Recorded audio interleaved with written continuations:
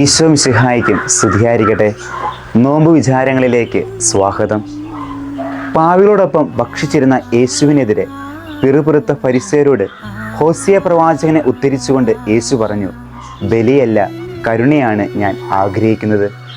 കരുണയെ ജീവിത ദർശനവും നമ്മുടെ വിശ്വാസത്തിൻ്റെ വിശ്വസ്തതയ്ക്കുള്ള മാനദണ്ഡവുമാക്കിയവനാണ് ക്രിസ്തു.